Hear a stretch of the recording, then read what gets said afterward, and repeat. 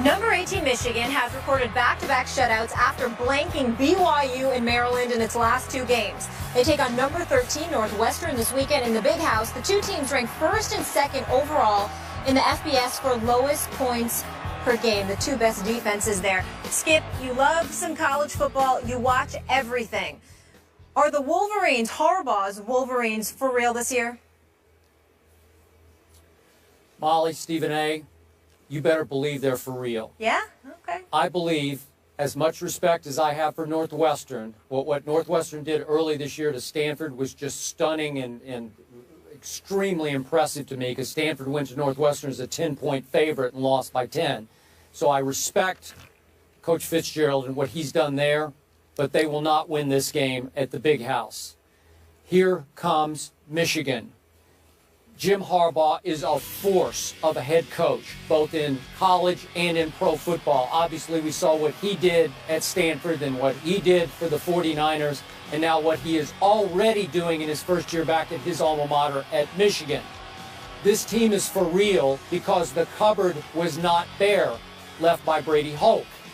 All of a sudden, Stephen A., I'm seeing Jim Harbaugh completely change the mindset, get into the psyches of young men who already had a lot of talent. That defense is athletic and talented and now very physical and very well coached. Very underrated defense. I'm looking at you shut out an explosive BYU 31-0. Then you went to Maryland, which can explode on a lot of other teams, and you beat them 28-0 at Maryland. Are you kidding me? So now I'm looking at, yeah, this will be a close, low-scoring game because the way Jim Harbaugh is doing it is with ball control, killing the clock, running the football with Devian Smith and a stable of very good backs, and a quarterback who's a veteran transfer from Iowa in Jake Rudock, who's, you know, he's not great, but he's not bad. He's good enough for them to be pretty good. And now we look back at that opening night, remember that at Utah? If Jake Rudock hadn't thrown the late pick six in the fourth quarter, my goodness, they were in that game. Now that loss looks more and more impressive. That, of course, made that score 24-10, and they came back to 24-17. Utah is a dynamo, and we're going to see Cal go to Utah, so that's going to be very interesting with Jared Goff at Utah. But again, I think Michigan is about to make another statement, because Jim Harbaugh is one of the best coaches in the land, and that means pro and college football. It's interesting that you say that, because I think they're for real. All I would add to you is that I think it's also a product of what we're seeing from the rest of the Big Ten right now. The number one or number two ranked team in the nation, at least a couple of weeks ago, was Ohio State and Michigan State. And both of them were relatively unimpressive and have been. When you look at Urban Meyer and what's transpiring at the Ohio State, Cardale Jones, J.T. Barrett, you don't see a lot from Cardale Jones, and it seems like he needs to pick one quarterback and just stay with him and ride that way. When you look at Michigan State, they seem to be a shell of what we thought they were going to be. The struggles just seem a bit too arduous. Their game in 2 weeks against Michigan, I think, is going to tell us a lot. If I remember correctly, just looking at the schedule right here, Skip, I believe that game is at Michigan. So Michigan State is coming to Michigan. I think that's going to be a big-time game. Yep. That game is October 17th. I'm looking forward to that matchup. And, of course, Michigan ends the season against Ohio State. But do we expect, even though you got to watch out for Minnesota, do we expect them to beat Minnesota? Yes. Do we expect them to beat Northwestern this weekend? Absolutely. Then you look at Rutgers, Indiana, and Penn State. It seems like at the most, Michigan, with Jim Harbaugh is going to lose at the most 3 games. The likelihood is that it's only going to be 2 games, and that's going to be obviously a vast improvement from what we've seen from them over the last several years. Last year, you got to remember their numbers in terms of what they was putting forth. Skip, overall, they ranked 112th offensively overall, recording just 333 yards per game. Now it's at about 393. They're putting up over 200 yards rushing per game. So when you look at those averages, that's relatively impressive with obviously with Devion Smith and those guys. So I'm looking at it from the perspective, they're grounding and pounding, they're coming at you. The cover wasn't there, as you pointed out, because their defense is no joke. Jim Harbaugh is an exceptional coach. He's coaching from a simplified perspective, putting them in a position where he's emphasizing not turning the ball over, protecting the football. That's where my question mark comes in, because Skip, already this year, Rudock has thrown 6 interceptions already. So even though they're annihilating folks over the last 3 weeks or so, the fact that against the Maryland, just looking at their schedule, the Marylands, the BYUs of the world and others, you still already have 6 interceptions in the first 4 games. To me, that's not a crazy deal, but this is an institution that last year had its quarterbacks throw 10 touchdowns and 18 interceptions. And so for me, I think that's something that Jim Harbaugh is going to pay attention to. I think Rudock has to cut down on those turnovers himself. I think if he does that, we'll see what happens. But I think ultimately, I only see the potential for 2 losses on this schedule. It's Michigan State and Ohio State, and I'm not sure they're not going to beat at least one of those teams. At least one of them. Okay, their last game, you got to remember, they have both Michigan State and Ohio State at Michigan. Both games are at Michigan this year. I think they win one of them. Hey, okay, Jake Rudock will become, he's very experienced because he was a longtime starter, obviously, at Iowa.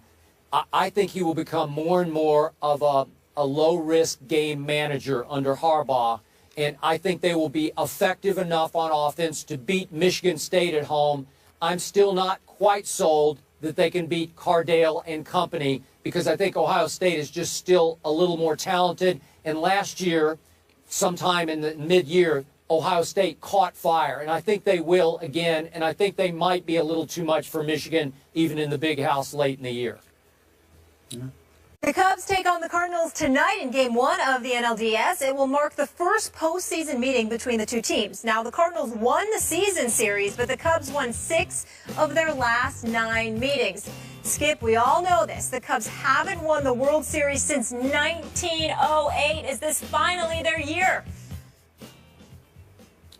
Molly, Stephen A., I said this on the show last week, and I'm going to repeat it.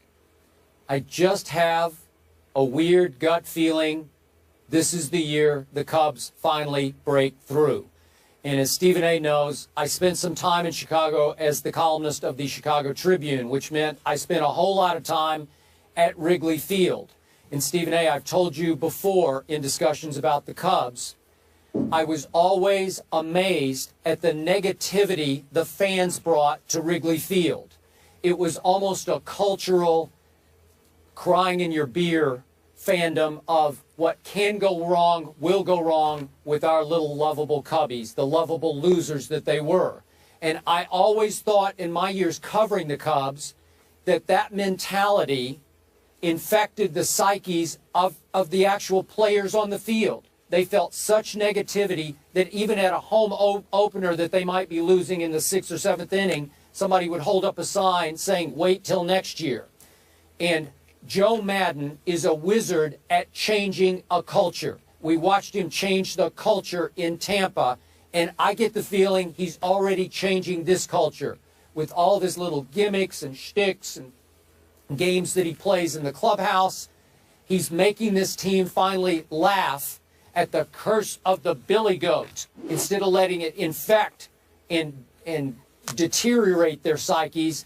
All of a sudden, they've come together, and their body language says that they believe this is their year and they can break through. And when you have this year's Madison Bumgarner on the mound, Jake Arrieta, you know you have a chance every few days of dominating someone, because I'm not sure anybody certainly had a better second half of a season that Jake Arrieta just had. Now you've got a John Lester, who hasn't been just a good postseason pitcher in his past, but a great one. So your 1-2 punch is sensational, and it's going to give everybody the feeling we got a chance this time. Now, I will declare myself, I grew up a St. Louis Cardinal fan. I root for the Cardinals. What they did overcoming so many major injuries this year to win 100 games was all-time phenomenal. But I still think the Cubs are on such an emotional, psychological roll under their new manager. I'm going to say this is it. This is their time. They're going to break through, as you suggested. It might have to be the next round against your New York Mets that you do not love. And yet, I think it's going to be their time to break all the way through. Well, I'm certainly not going to root for the Mets. I do believe, however, they would have an edge over the Cubs because they've got a deep rotation. And to me, I believe pitching wins you championships in the sport of Major League Baseball, obviously.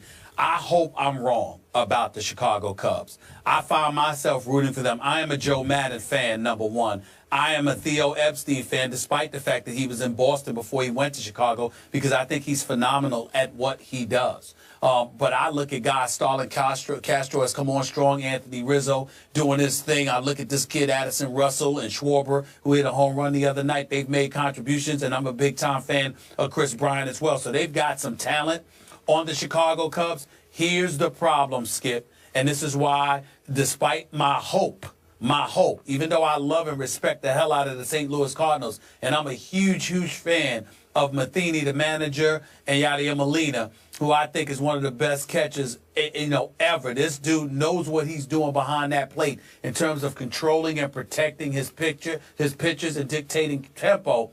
I just believe that the fact that Arrieta can't pitch until Game 3, that only ensures that you're going to see him twice in this series, and I think they need him more than that to beat St. Louis. I think St. Louis is going to win this series unless destiny for the Cubs gets in their way.